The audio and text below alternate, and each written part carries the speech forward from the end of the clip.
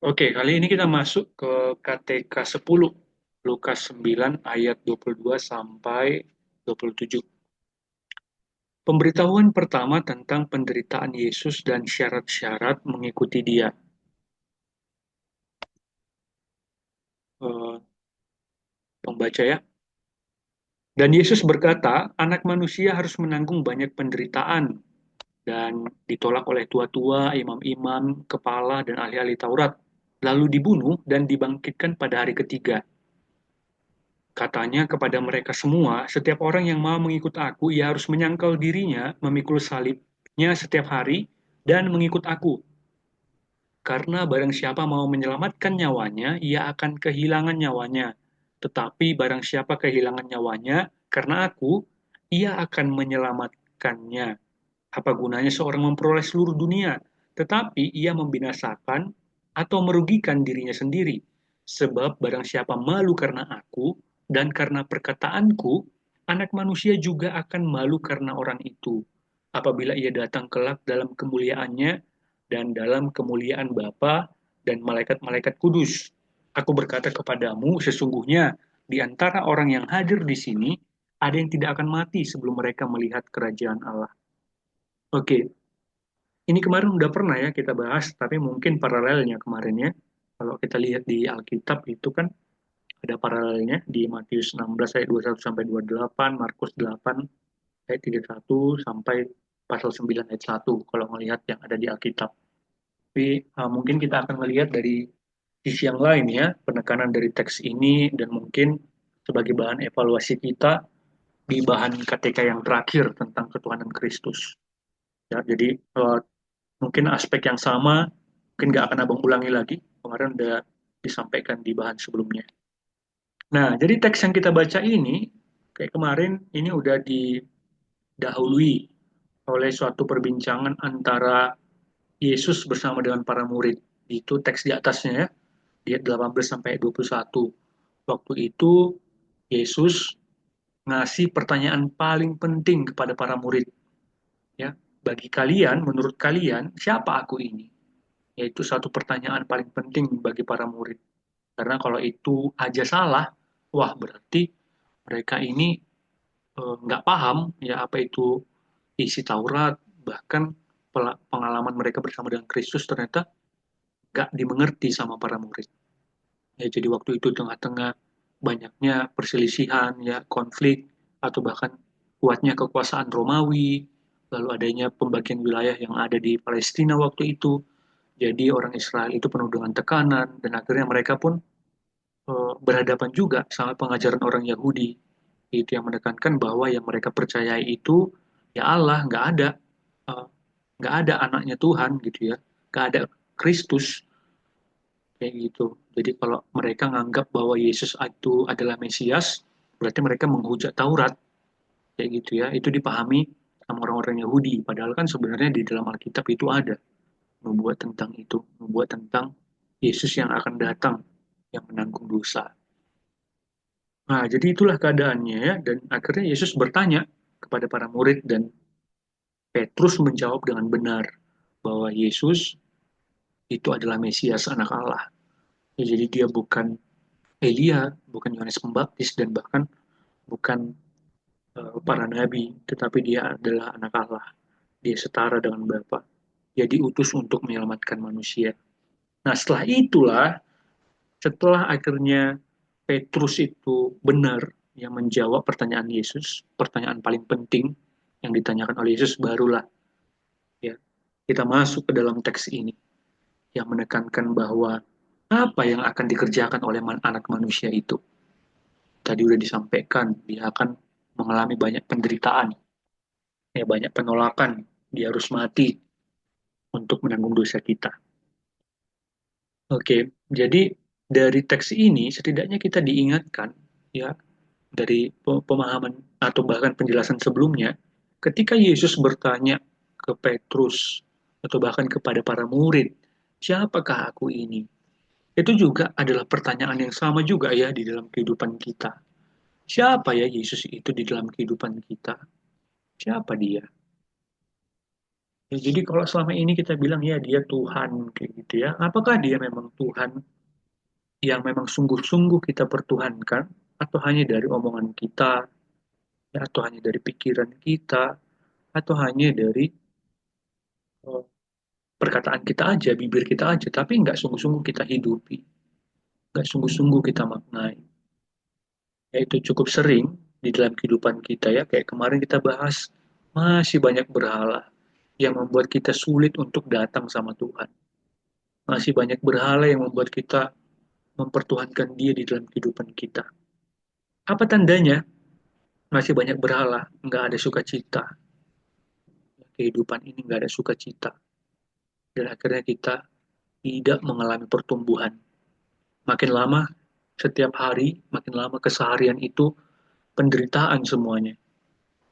Inilah ciri dari orang, ya, ciri dari hidup yang memberhalakan sesuatu di luar Kristus. Jadi satu pertanyaan penting juga sama kita, siapa ya Kristus itu bagi kita? Siapa dia bagi kita? Yesus itu nggak bertanya hanya kepada para murid, tetapi juga kepada kita secara pribadi. Ya. Siapakah aku ini, kata Kristus. Bahkan sampai Yesus itu nanya dengan sungguh kepada Petrus, ya, Simon, siapa aku ini? Ya, Simon, mau nggak kau gembalakan domba-dombaku? Itu. Dan akhirnya kita harus menyadari bahwa dialah Tuhan. Ya, dia itu Raja semesta, Raja atas dunia ini. Dia adalah gembala yang baik. Dia gak hanya bertahta, tetapi dia juga adalah gembala yang memperhatikan kita, yang menuntun hidup kita, yang memelihara kita, disadari atau enggak disadari. Cuma seringkali kita yang enggak sungguh-sungguh percaya. Sama kayak yang dibilang sama para murid. Nanti kau akan menyangkal aku. Wah, enggak betul Tuhan. Ya, akhirnya betul. Ya, jadi perkataan Tuhan itu enggak ada yang enggak benar. Ya, semuanya benar. Semuanya akan dia tepati. Termasuk penyertaannya untuk menggembalakan kita. Matius 28 ayat 19 sampai 20 itu ya. Aku akan menyertai engkau kemanapun engkau pergi. Jadi dia bukan hanya Tuhan yang bertahta, tetapi dia juga adalah gembala yang baik. Bisa nggak ya di dalam keseharian kita menyadari pimpinannya yang menggembalakan kita? Ya nggak bisa lah, karena jauh dari firman Tuhan. Ya orang yang nggak menikmati firman Tuhan itu biasanya nggak bisa melihat penggembalaan Tuhan. Nggak bisa. Ya, ini juga jadi teguran juga sama abangnya. Oke, masuk kita ke dalam teks yang kita baca.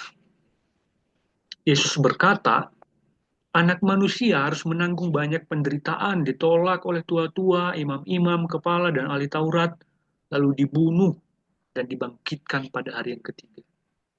Ini kemarin udah Abang bahas ya, penderitaan Kristus, dia mati sebagai martir untuk kita. Kemarin udah dijelasin ya, Abang udah cerita juga kayak mana para martir itu, yang mereka bernyanyi penuh dengan sukacita, walaupun mau dibunuh.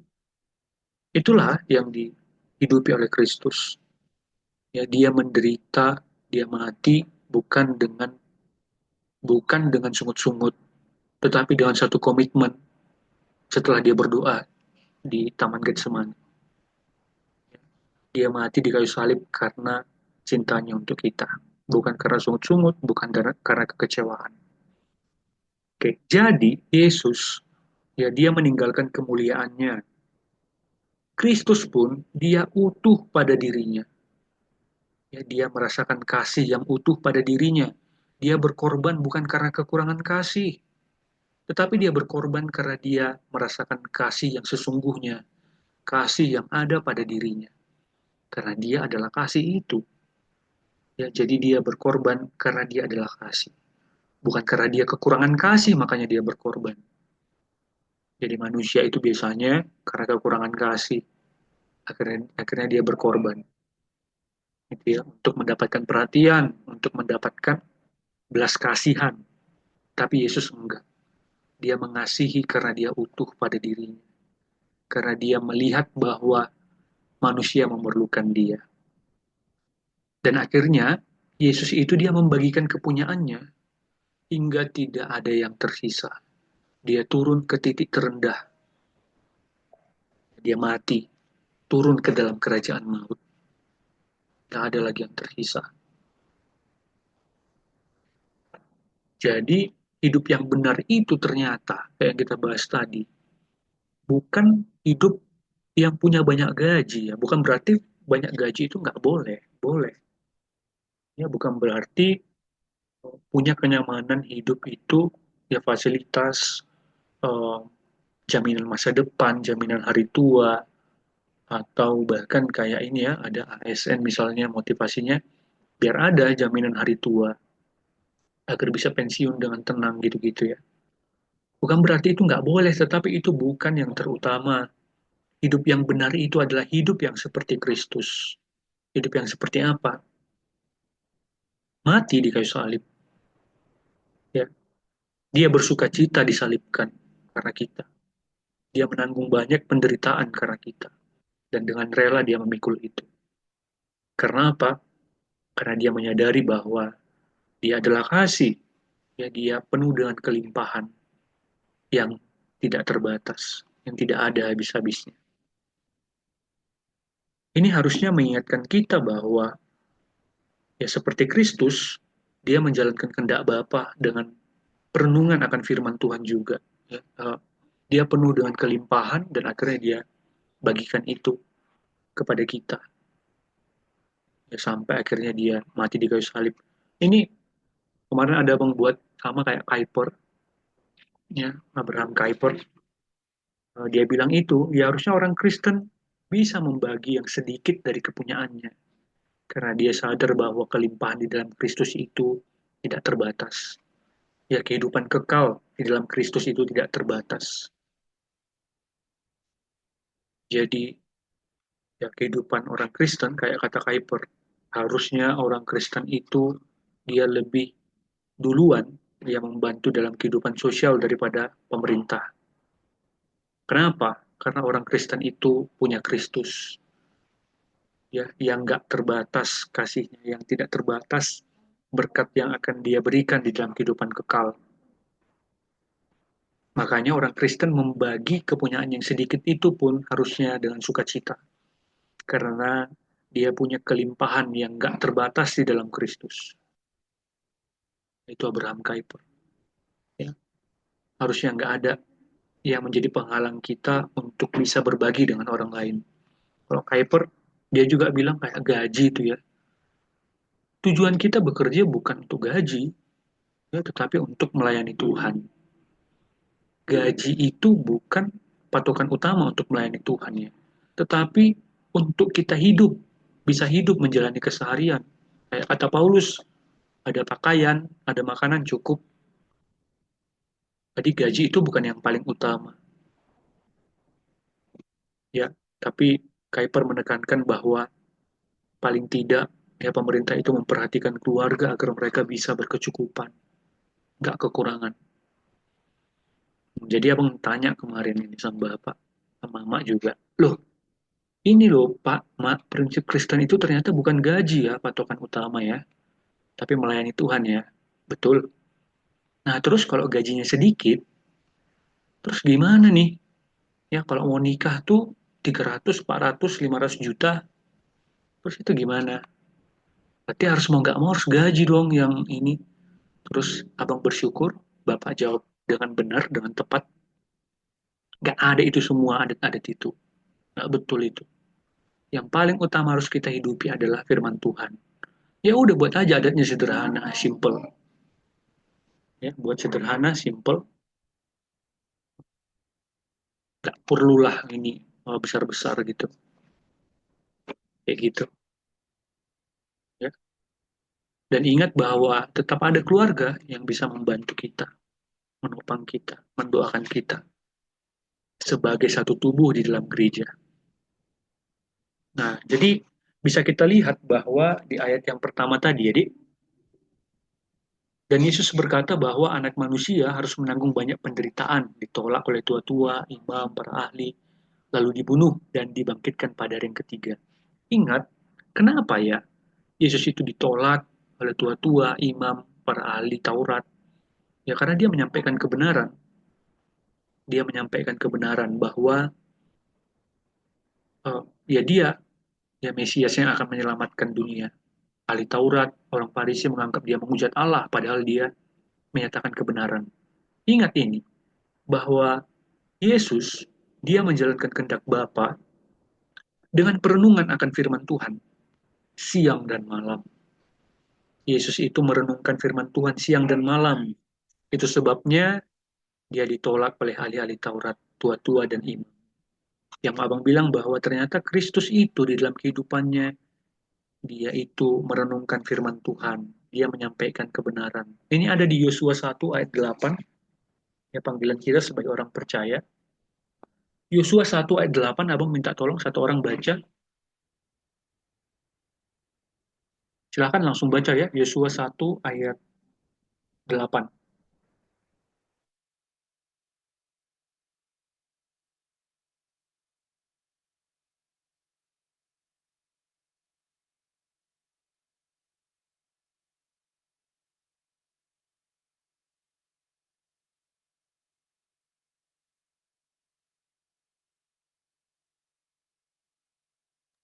Jadi langsung deh, Yosua 1 ayat 8 ya.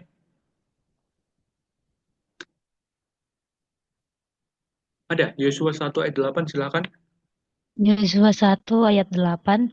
Janganlah engkau lupa memperkatakan kitab Taurat ini, tetapi renungkanlah itu siang dan malam, supaya engkau bertindak hati-hati sesuai dengan segala yang tertulis di dalamnya. Sebab dengan demikian perjalananmu akan berhasil dan engkau akan beruntung. Itu ya, ternyata ya, ya Yosua juga diingatkan oleh Tuhan. Di Mazmur juga renungkan, di Mazmur 1 ya, renungkan firman Tuhan siang dan malam. Kita kayak gitu nggak ya? Kayak Kristus ya, merenungkan firman Tuhan siang dan malam. Kayaknya enggak ya gitu. Apa yang paling kita renungkan ya? Abang waktu sebenarnya waktu persiapan bahan KTK 10 ini kayak, aduh Tuhan nggak pantas aku kayaknya bahan KTK 10 ini. Kayaknya bukan kau yang kurenungkan, bukan firmanmu gitu. Ya jadi hidup yang benar kayak yang dibaca tadi ya. Kayak Yosua, biar kamu nggak menyimpang ke kanan dan kiri itu, renungkan firman Tuhan. Bisa nggak ya kita buat itu dalam kehidupan kita?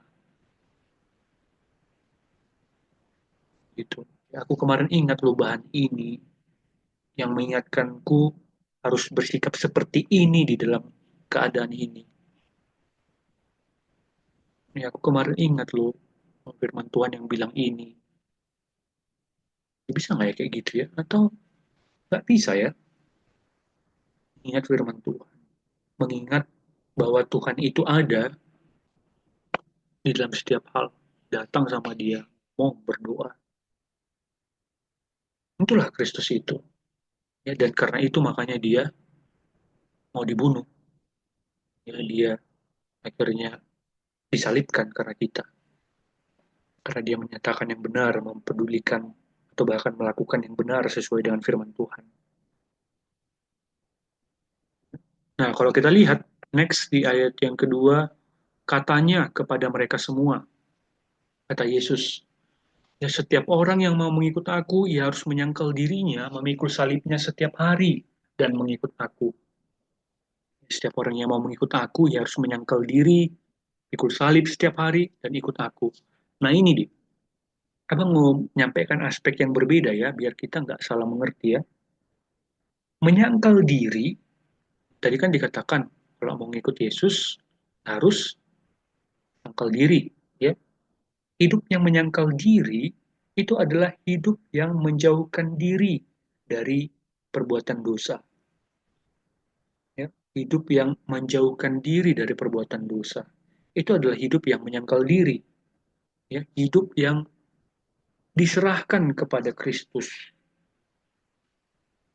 Itu apa? Ya berarti hidup kita itu ketika kita serahkan kepada Kristus, berarti biarkan Tuhan itu melihat, menyelidiki ya, hati kita, hidup kita yang ada lukanya, luka, kesedihan, amarah, kebencian, kepahitan, kekecewaan masa lalu. Bisa nggak ya itu kita singkapkan, kita bukakan ke hadapan Tuhan. Ya, ini adalah awal pemulihan. Agar apa? Agar kita terbebas dari dosa, terbebas dari kebencian, amarah. Itu pun adalah bagian dari hidup yang menyangkal diri. Ya, nggak hanya maksudnya kayak dipaksa gitu ya. Berarti harus kupaksa lah ya bang. Padahal nggak terlalu baik sebenarnya keadaanku. Nggak gitu juga.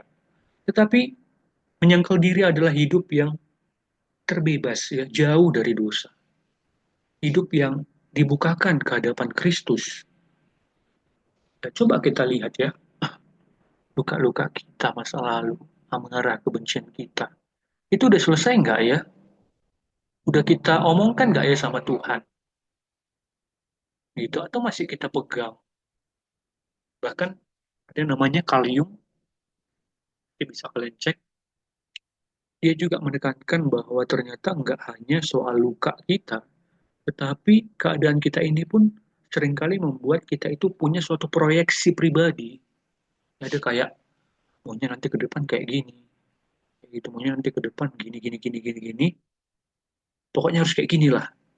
Kayak gitu. Jadi ada nggak hanya salah di masa lalunya, tetapi dia juga salah ngelihat masa depan gitu. Aku memproyeksikan keadaan itu, membayangkan keadaan itu nanti harusnya kayak gini.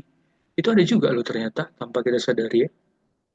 Yang kubayangkan ketika aku di tempat kerja ini, yang kubayangkan bakal gini, gini, gini gitu. Bukan berarti itu nggak boleh, tetapi yang paling utama adalah pimpinannya Tuhan. Hanya di Alkitab kan dibilang manusia boleh merencanakan, tetapi yang menetapkan itu adalah Tuhan. Kayak gitu. Ya, jadi hidup yang menyangkal diri adalah hidup yang jauh dari dosa, hidup yang mengalami pemulihan, hidup yang mengalami kesembuhan. Kristus itu juga datang untuk memberikan kesembuhan bagi banyak orang. Jadi coba kita lihat, jadi makanya kayak Kristus tadi dia mengorbankan dirinya dengan utuh, ya dengan suatu cinta kepada manusia, kasih yang enggak karena orang lain makanya aku punya kasih enggak, tetapi kasih yang utuh pada dirinya gitu ya, Yesus ya. Berarti kita pun perlu mengalami pemulihan. Itulah hidup yang menyangkal diri, hidup yang diserahkan kepada Kristus. Gitu. Jadi Yesus itu kadang nggak memaksa kamu ya untuk melakukan sesuatu, nggak harus. Ya, kita ini diselamatkan karena anugerah. Tapi untuk menerima anugerah pun kadang kita nggak bisa. Pokoknya harus ada yang kulakukan, harus ada yang kulakukan baru aku layak. Aku baru bisa memantaskan diriku ketika ada yang kulakukan. Kalau nggak ada yang kulakukan, kayaknya aku nggak berguna kali gitu. Gitu ya. Kita sulit untuk bisa menikmati anugerah itu. Kenapa ya? Karena banyak luka-lukanya, banyak kekecewaan, banyak kemarahan, kepahitan, dan kebenciannya. Mari kita bawakan itu ke hadapan Tuhan. Biar Tuhan yang selidiki, ya Tuhan yang obati, Tuhan yang pimpin, agar akhirnya kita pun bisa dimerdekakan akan hal itu. Ya, karena kalau itu pun belum pulih, kayak mana kita bisa mengasihi dunia ini? Makanya Tuhan juga bilang kan, kasihlah sesamamu manusia seperti dirimu sendiri. Berarti orang yang bisa mengasihi sesamanya manusia, yaitu adalah orang yang juga udah mengalami pemulihan, yang mengasihi dirinya sendiri. Kayak gitu. Berarti kamu, kita, abang, ya hanya bisa mengasihi orang lain sebatas sebagaimana kita mengasihi diri kita. Itu berarti dia, orang yang kemarin udah pernah bang bilang, orang yang kejam sama orang lain, sebenarnya itu dia kejam sama dirinya sendiri. Orang yang kejam, galak, kasar sama orang lain, sebenarnya tanpa sadar dia itu kasar sama dirinya sendiri. Jadi kita nggak bisa, ya sulit untuk mengasihi orang lain. Kalau kita pun sebenarnya belum mengalami pemulihan daripada Tuhan. Ya, orang yang mengalami pemulihan, adalah orang yang bisa menyangkal dirinya, bisa memberikan hidupnya untuk gak lagi hidup dalam dosa, tapi dalam kebenaran. Ya, abang mau melihat dari aspek yang lain. Jadi itu kemarin juga udah kita bahas ya aspek soal penyangkalan dirinya, itu keberjuangannya untuk berkorban. Tapi kita pun perlu melihat ya bagaimana kita di hadapan Tuhan. Ya, bisa nggak ya kita datang berlutut untuk cerita sama Tuhan, cerita di dalam persekutuan untuk setiap hal yang kita alami, setiap kesedihan yang boleh kita rasakan. Itu adalah ciri dari anak-anak terang. Ya, terang itu disingkapkan, disingkapkan, dibukakan, dibagikan ke yang lain. Hingga akhirnya nggak ada yang tertutupi. Gitu. Ya, dan akhirnya kita bisa sama-sama berdoa, mohon pimpinan Tuhan, dan kita pun bisa dikuatkan di dalam persekutuan.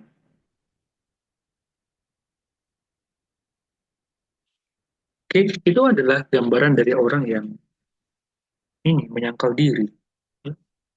Nggak hidup dalam dosa, hidup dalam keterbukaan sama Tuhan. Itu adalah orang yang datang sama Tuhan yang menyangkal dirinya.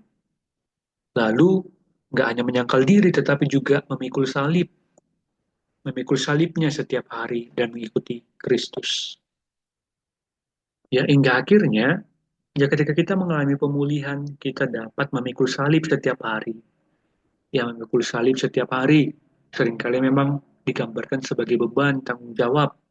Tetapi bisa juga agar akhirnya ketika kita mengalami pemulihan, kita bisa memikul salib. Apa itu salib? Ya, sesuatu tanggung jawab yang Tuhan berikan untuk pertumbuhan rohani kita. Ya, tadi setelah kita dipulihkan oleh Tuhan, kita pun bisa mengalami pertumbuhan rohani dan agar akhirnya merasakan kemerdekaan bersama dengan Kristus. Jadi bisa kita maknai bahwa orang yang memikul salib adalah orang yang udah merasakan kemerdekaan di dalam Kristus. Dia tidak mengerjakan itu dengan sungut-sungut, tetapi dengan suatu sukacita bahwa Tuhan mencintai dia. Dia bisa senang, gembira, berjuang, ya bekerja keras, rela berkorban, membagi hidup bagi orang lain. Dan agar akhirnya datang mengikuti Kristus memikul salib, artinya apa? Meninggalkan yang tidak perlu. Yang dia pikul apa? Tanggung jawab untuk pertumbuhan rohani. Yang nggak perlu ditinggalkan. Waduh, ya ini perlu nggak ya? Gitu. Ya, kita bisa datang sama Tuhan. Mengikuti dia dengan sungguh-sungguh. Ya, sama kayak yang dibilang kan sama sama Nuh, sama Musa, pergi ikuti aku. Ya, tinggalkan yang nggak perlu, ikuti aku. Kemana? Nggak tahu. Ya, hanya nanti aja. Itu aku tunjukkan. Tempat yang penuh dengan susu dan madu. Itu harusnya ketika mereka mau taat bisa cepat. Ya bisa cepat tuh sampai ke Kanaan. Tapi karena mereka itu masih mau diproses Tuhan, mereka bersungut-sungut, akhirnya jadi lama sampai. Ya, yang awalnya gampang, harusnya kalau kita ngikuti Tuhan, awalnya hidup kita gampang gitu. Oh ini nggak perlu ya udah singkirkan. Tapi ini ternyata enggak. Ya menyimpang ke kanan dan ke kiri, ke atas, ke bawah, penuh pertimbangan gitu. Ya, pertimbangannya, wah ini gaji lah, apalah, terlalu capek lah, terlalu beginilah, itu nggak ada yang memperhatikan lah, nggak ada apalah, gitu. Itu tadi ya nggak bisa merasakan kemerdekaan, kita masih banyak luka, banyak kekecewaan, gitu. Jadi akhirnya kita nggak bisa memikul salib, kita nggak bisa diproses Tuhan untuk mengalami pertumbuhan. Ya, jadi itulah orang yang juga memikul salib ya. Tujuannya apa? Pertumbuhan rohani, kebaikan kita. Jadi nggak ada itu perkataan Tuhan yang keliru. Ketika Tuhan kasih aku salib untuk kupikul, tujuannya pun untuk kebaikanku. Tuh. Nah, itu tadi, ya, kita nggak meninggalkan sesuatu yang nggak perlu. Kita bawa terus. Kita bawa terus luka-luka itu, kekecewaan itu, amarah itu, kesedihan itu, proyeksi itu. Jadi kayak gini loh, bakalan kayak gini, bakalan kayak gini. Padahal yang terutama itu apa? Mengikuti Yesus. Ya, mengikuti Yesus. Sampai apa? Kalau perlu sampai disalib. Gitu. Ya, dan akhirnya, next, ya barang siapa mau menyelamatkan nyawanya, ia akan kehilangan nyawanya. Tapi barang siapa kehilangan nyawanya karena aku, ia akan menyelamatkannya. Nah, dari sini bisa kita lihat bahwa setelah tadi kita mengikuti Kristus, menyangkal diri setiap hari, mengalami pertumbuhan, gitu tadi ya, kita pun akhirnya tidak lagi mengutamakan diri kita, karena dengan mengutamakan Tuhan, aku bisa mendapatkan apa yang paling perlu. Dengan mengutamakan Tuhan, aku bisa bersuka cita dan tahu apa yang paling penting di hidupku. Itu maksudnya ya di ayat ke-24. Ya, bukan hanya soal keselamatan kita untuk kekekalan. Ya, kita akan selamat ketika kita beriman kepada Kristus.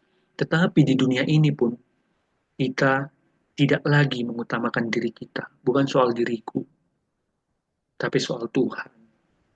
Karena ketika hidupku ini soal Tuhan, aku bersuka cita. Aku tahu apa yang paling perlu dan paling penting. Apa itu yang paling perlu dan paling penting? Hidup seperti Yesus. Hidup seperti Yesus. Duh, Bang, kalau gitu, waduh, mana ya? Jadi nggak suka cita lah aku nanti. Jadi nggak bergembira lah aku.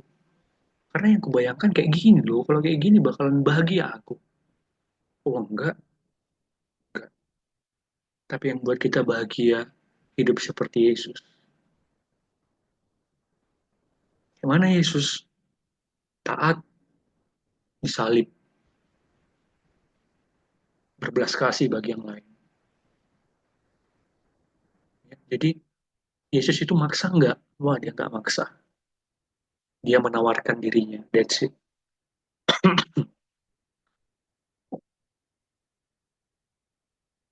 Jadi ya kalau kamu ambil job ini, ya kalau kamu ngambil tanggung jawab ini, job ini, pekerjaan ini, kamu akan mirip seperti Yesus atau enggak ya? Nah, mungkin itu bisa jadi pertanyaan kita. Ketika aku mengambil tanggung jawab ini, pekerjaan ini, aku akan menjadi mirip seperti Yesus atau enggak? Ya kalau kamu, ya itulah. Ada yang tulis di sini. Perlu dibaca. Ya, jadi kalau kalau lo ngejar dia tuh bakalan kayak Yesus nggak ya gitu? Atau enggak? Gitu atau kayak kayak kayak dunia ini gitu. Jadi kalau kamu oh, ngelakuin ini, kamu akan kayak Yesus atau enggak ya? Atau kayak dunia gitu. Kalau kayak dunia berarti ada yang salah. Gitu loh, makanya Bang tadi merenung, aduh Tuhan kayaknya ini gak usah lah aku bawa bahan ini. Gitu ya. Itu jadi bisa nggak ya gitu dalam keseharian kita. Ketika aku eh, ngambil bagian ini, ya tanggung jawab ini, pekerjaan ini, aku jadi kayak Yesus nggak ya? Atau makin lama makin jauh gitu, makin menyimpang, makin gak peduli sama orang lain, makin cuek, ya makin gak peduli sama diriku yang adalah bait Allah. Wah, ini bukan orang yang memikul salib, bukan orang yang merasakan anugerah, sukacita untuk bisa menikmati Tuhan. Ya sekali lagi, Akhirnya di ayat ke-24 kita diingatkan bahwa siapa yang kehilangan nyawanya, yang mempertahankan nyawanya kehilangan nyawanya. Ya, siapa yang tidak mempertahankan akan mendapatkan nyawanya. Ya, ini juga bicara soal kekekalan, tetapi paling penting juga ini bicara soal tidak mengutamakan diriku, tetapi mengutamakan Tuhan.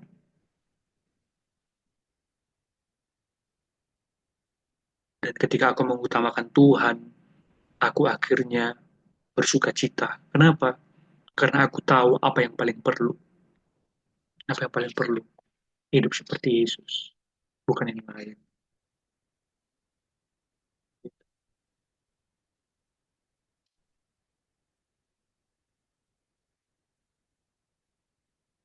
Oke, ayat 25. Apa gunanya seorang memperoleh seluruh dunia tetapi ia membinasakan atau merugikan dirinya sendiri? Ya, apa gunanya? Ya, kita dapat dunia ini, tetapi itu kita binasa. Ya, kita merugikan diri kita. Kita nggak kenal Yesus gitu, padahal kita dapat dunia ini. Wah, kita sangat rugi. Ya, jadi akhirnya kita diingatkan untuk tidak mengejar dunia ini, tetapi hidup untuk apa?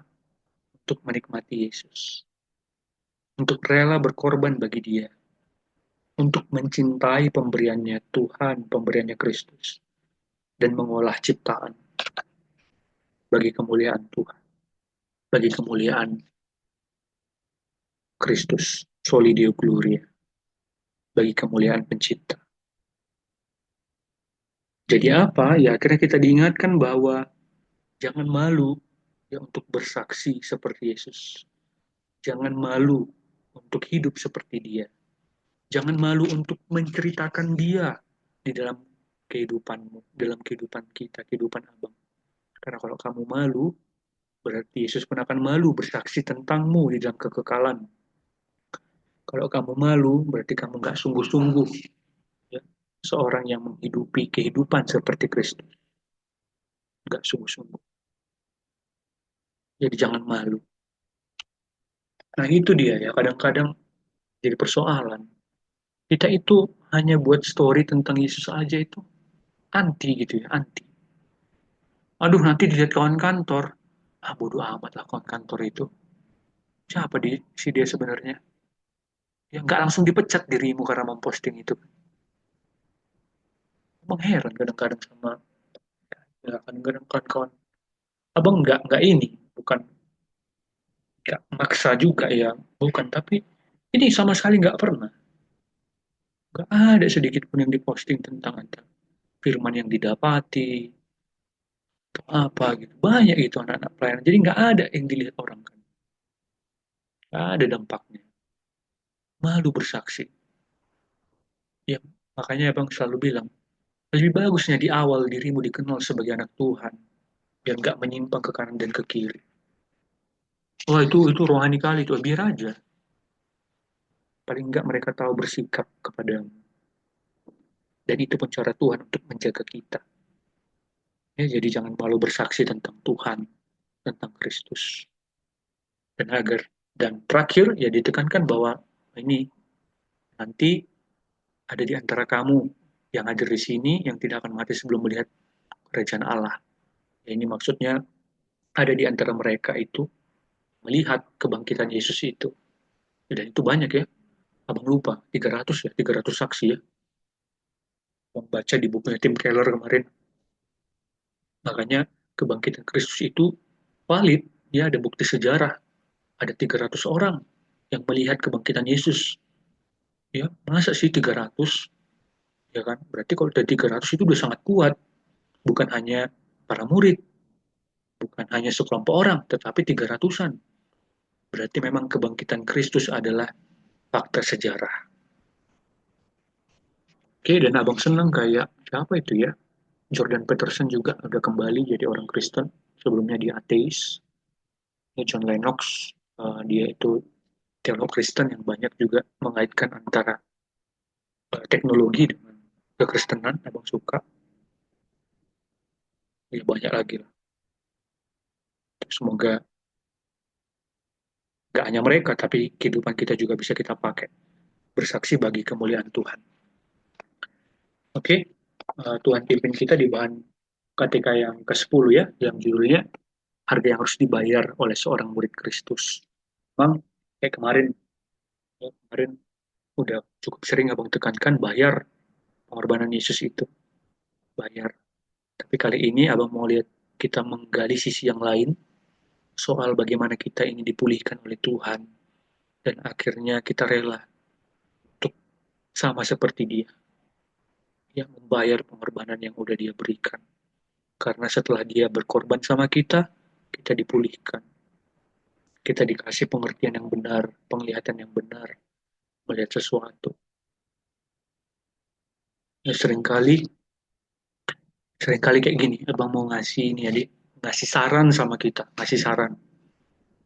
Orang yang orang yang positive thinking itu dia melihat di dalam kesetiap hariannya dan mengingat hal-hal positif dalam hidupnya. Itu orang yang positive thinking itu kayak gitu. Yang diingat, yang dilihat itu positif. Tuh. Tapi orang yang negatifan, sedikit langsung kecewa, langsung marah, sedih. Itu biasanya yang diingat itu kebanyakan hal yang negatif. Dan belum ada apa-apa pun, langsung yang negatif. Misalnya, kemarin kan ada rumah, eh, pokoknya rumah opung lah dibersihkan gitu kan. Terus ada kotor di situ, kayak pampers gitu. Terus ada yang bilang, ah inilah, ada yang pasti memasukkan ini. Padahal anjing yang buat ke situ, bukan orang. Nah dari situ kan bisa kita lihat, wah ini ada kecenderungan ngelihat hal yang negatif gitu ya. Makanya firman Tuhan itu mengingatkan kita tadi, renungkan firman Tuhan siang dan malam. Kalau ada hal kayak gitu, kita diingatkan untuk merenungkan firman Tuhan. Dan akhirnya kita dibebaskan. Ya, kita bisa menjalani kehidupan ini dengan sukacita. Oke, bisa ya? Jadi kalau ada pertanyaan, kita bahas ya. Oke, kita akhiri, kita satukan hati, kita bersatu di dalam doa.